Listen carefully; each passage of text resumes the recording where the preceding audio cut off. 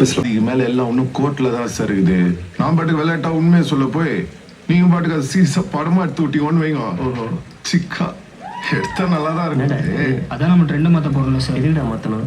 நல்லா தானே போய் நிக்குது. அது உனக்கு பிடிக்கும் அதானே? கோத்தோட பாக்குற